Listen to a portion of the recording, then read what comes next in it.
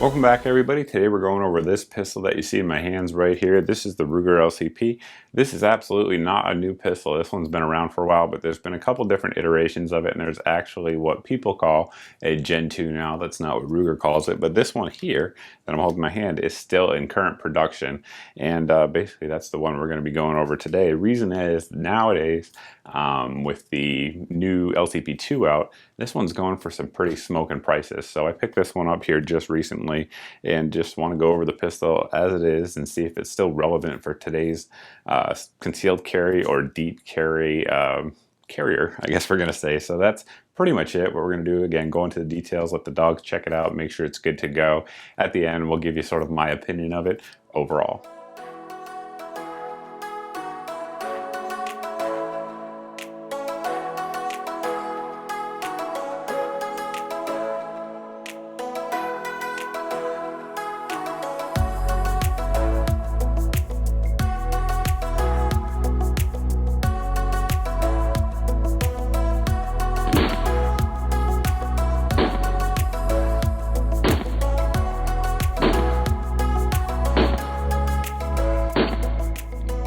Getting into the details of the pistol, we'll start down here on the bottom and I guess work our way up just to keep some semblance of order. First off, it comes with one magazine, so you do have to buy extra should you choose to do so.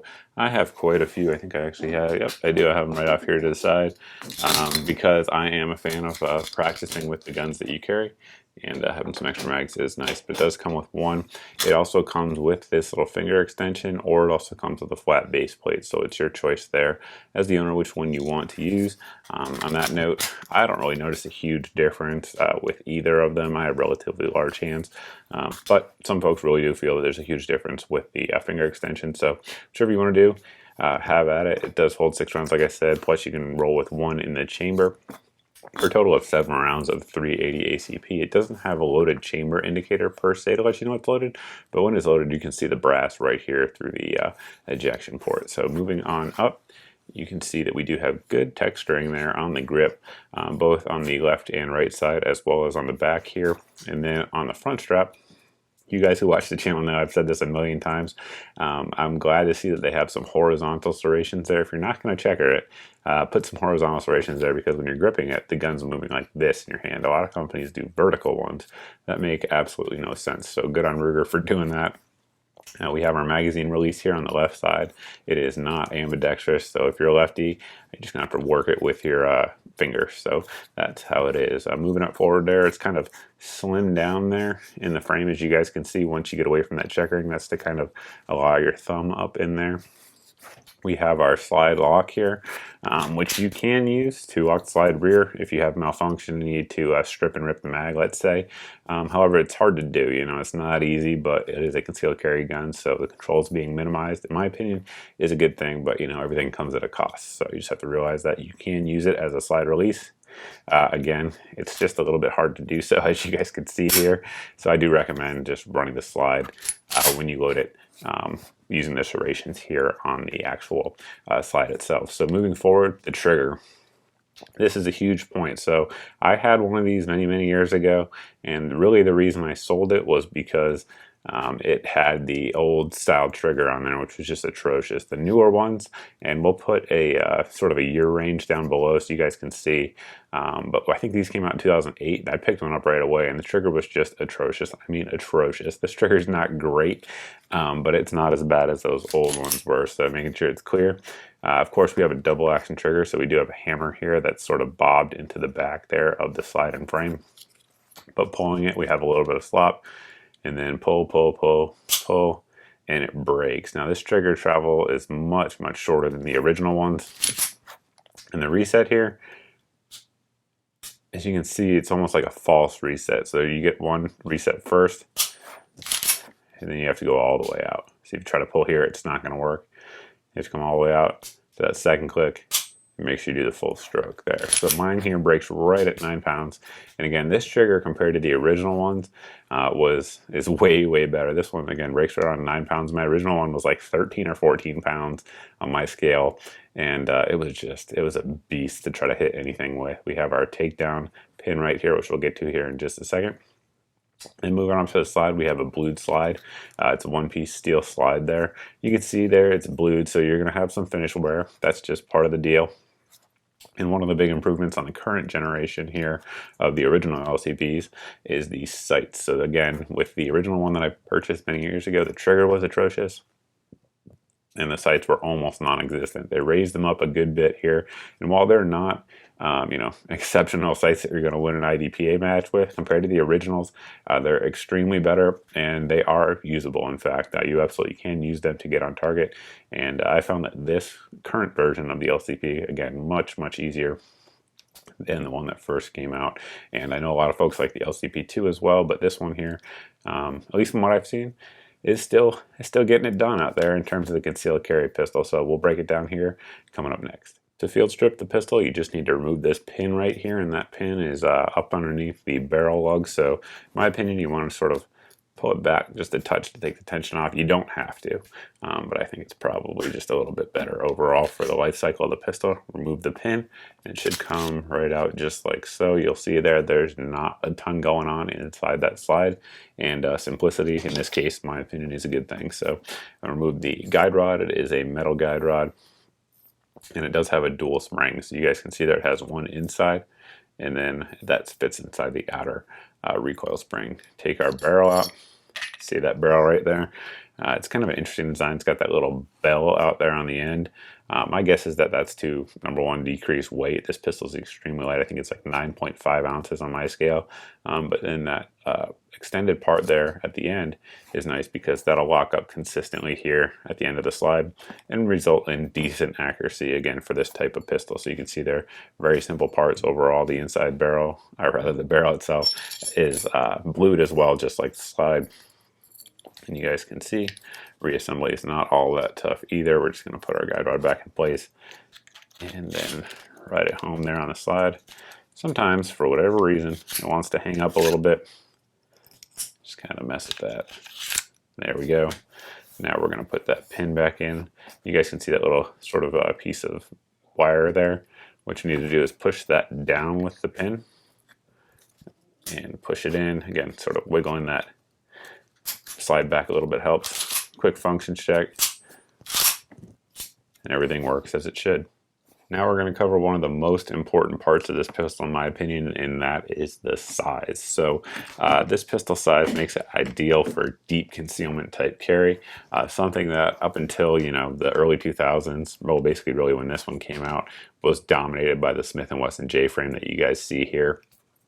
But you'll see the size difference of this pistol is tremendous. So not only do you get 2 more rounds, it's much thinner, particularly when you take into account that the cylinder there on the J-frame.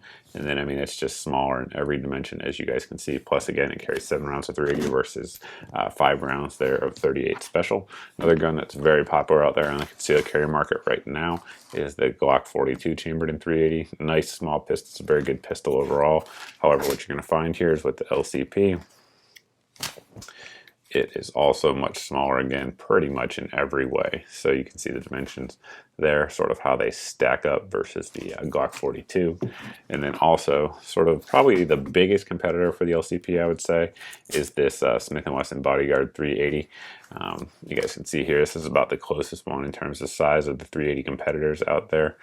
Very close there. One thing that's different about the M&P is that it does have interchangeable sights. You guys can see there how they stack up size-wise, pretty close overall. Without question, there's holsters out there. If you guys want to carry this inside the waistband, you can do so. For me, I tend to consider it sort of a pocket carry type of gun. In my opinion, pocket carry, you want to use a holster. I use this DeSantis here. It's been excellent. It sticks to your pocket. I've never had a problem where it doesn't come out like some of the pocket holsters out there. And as you guys can see there, it's a nice, small, compact little package. This little piece here actually makes it sort of not print like a gun if you're wearing anything that's relatively tight. So overall, good little carry package there. And I think it's pretty inexpensive as well. We'll stick a link down below for those looking to pick one up, but not going to break the budget. We covered most of the important details with a couple exceptions. Number one is going to be price. So right now, if you look around, sometimes you can see these as low as like $170. Generally, they're going to be under $200 most places, and we'll drop a link down below for anybody looking to pick one up.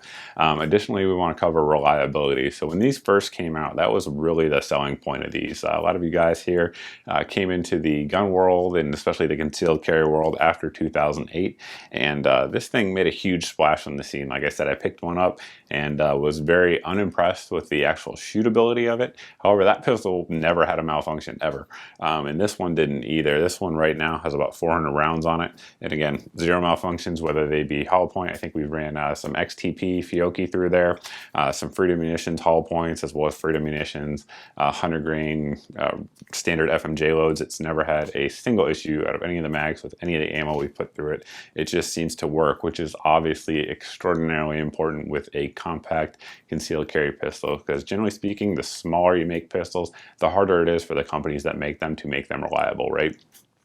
So that was the big selling point of the LCPs, was that they were reliable, and for deep cover or deep concealment, like I was saying earlier, they really are one of the better pistols out there, at least in my opinion, still to this day. You know, the big ones, like I showed you, are going to be the Glock 42, the M&P 380, and probably this one. And the LCP still does a really good job, particularly considering the weight. That's really where this thing shines. 9.5 ounces unloaded, even with some rounds in it. It's not heavy at all. To throw it in your pocket during the summer, or if you guys live down in Florida or something like that, is completely not cumbersome and very easy for everyone to do. And one thing that I talk about here on the channel relatively frequently is that there's all these people on the internet that are like, oh, I carry every day, I carry every day. However, when I meet viewers, I often ask them, what are you carrying? And they'll be like, oh, I don't have my gun on me today. Oh, I don't have my gun on me today. That happens constantly. I would say it happens 75% of the time, and I live in a state that's very easy to conceal carry. So point is, people just don't carry, but something like this in your pocket is 10 times better than the Glock 19 that's in your car or at your house that you don't have on you should you need it. Should the event come up that you need it, rather. So that's pretty much it. I guess I could say overall it's a very good gun. The newer version is much improved in terms of the shootability with the newer sights and the improved trigger. I think that one came out in 2013. I haven't tried the LCP2 out. I have tried the, I think it was called the LCP Custom. That one's been discontinued as far as I know. But this one's still in production, as is the LCP2. But this one, still a very good deep concealment type of gun. Nothing's going to snag on there, and they do seem to work. I would also say, though, one other market, I guess you could say, that people think about this gun is like gun for my girlfriend, gun for my wife, gun for whatever. So this is not a great gun for a new shooter, in my opinion. It's more of an experienced shooter's gun in terms of being able to hit with it at range. Now, it's better than nothing for anybody, absolutely, even if you are a new shooter. But the recoil impulse can be a little bit snappy with that really thin frame there, directing all the energy into the web of your hands. So that's just something to point out. It's not that it shouldn't be the gun they get. It's just understand it's not the most pleasant gun to go to the range and put 200 rounds through, if that makes sense. So that's pretty much it. If you guys have any questions about the pistol, by all means, post down below in the comment section. You can also post over at my Facebook page, as always. That's, generally speaking, the best way to get in touch with me. If you guys like what you saw, please go ahead and hit that subscribe button. If you're not subscribed, if you are subscribed, thank you very much. Truly appreciate it. And I hope to see all of you in the next video.